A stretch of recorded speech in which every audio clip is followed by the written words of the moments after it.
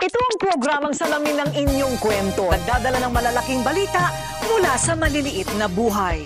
Ako si Corina. Ako si Corina. Ako si Corina. Ako si Corina.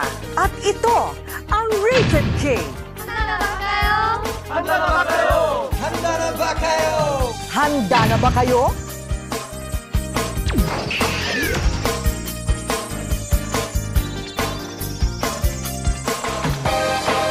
Literal daw na pangkarera ang sasakyang hindi lang maganda ang forma, kung hindi humahataw sa kalsada. Sa mga mahihilig sa kotse, malaki raw ang maitutulong ng tinatawag na car modification o yung pagdaragdag ng mga aparato o gadget para ang inyong mga sasakyan daw maging super kotse.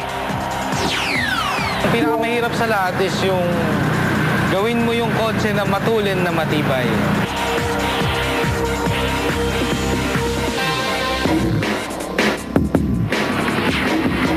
Ready? Get set? Go! Drag racing. Circuit racing. At drifting. Ang mga ito ang usong paligsahan sa kotse ngayon.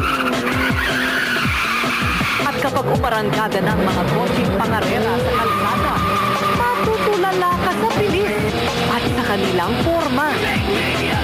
Sa pelikulang The Fast and the Furious, naku, hahanga ka sa mga kotseng ipinakita dito. Ang talyer na ito sa Quezon City, bihasa sa pag-aayos ng mga kotseng ginagamit pangarera. Kadalasan, ang unang pinapalitan sa sasakyan ay ang mags ng gulong. Pagkatapos, kakalasin ang makina nito.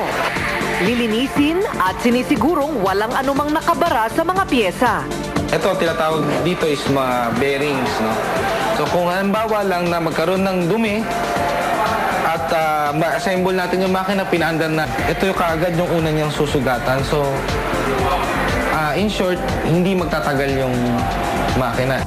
Kapag kasado na ang makina sa sasakyan, uso daw ngayon ang pagkonekta ng makina sa isang programa sa computer. Tumutulong daw ito para maging mabilis ang takbo ng sasakyan. Technology-wise, mas maparaan yung mga Pilipino na isipin nyo, sila doon, bili ng gamit. Mantalang ang Pinoy, eto lang, pero nagagawa nila na halos kasing lakas ng mga kulang lang tayo sa exposure. Mula 20,000 piso hanggang 2 milyong piso ang gagastusin para makabuo ng sasakyang pangkarera. At sa makina pa lamang ito, ha? Hindi pa kasama dito ang pagpapaayos sa panlabas na itsura ng kotse. Hindi gaanong nilalagyan ng palamuti ang mga kotseng kumakarera. Ordinaryong body kit o kahalamang katulad ng bumper, side skirt, at spoiler ang ikinakabit sa mga ito. Yari ang mga ito sa magaan na fiberglass kaya hindi nakakaapekto sa tulin ng sasakyan. Pinaka-importante doon ay aerodynamic design. For example, mabigat o hindi yan, pero tama yung aerodynamic niya, it helps pa rin. Pero kung gusto na mas agaw pansin ang sasakyan, bakit hindi subukan ang pagpapagawa ng sariling disenyo ng sasakyan? Bukod sa paglalagay ng body kit, babaguhin ang kulay ng sasakyan. Pwedeng palagyan ng palamuti katulad ng disenyo ng isang sikat na brand ng bag.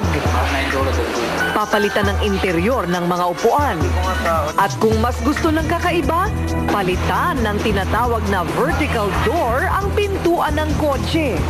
Sa ganito car modification, nakikita mo na gumaganda yung kotse mo, tapos safe siya, tapos pag yung resale value ng kotse, tumataas.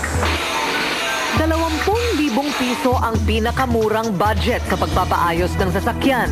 At pwede namang umabot sa 1 milyong piso, depende sa mga palamuting ipapadagdag. Malaking puhunan talaga ang kakailanganin sa pagpapaayos ng kotse. Pero sa oras naman daw na ito ay umarangkada na sa kalsada at lingunin ng mga nakakakita dahil sa tulin at forma. Naku, baliwala na daw ang sakit sa bulsa.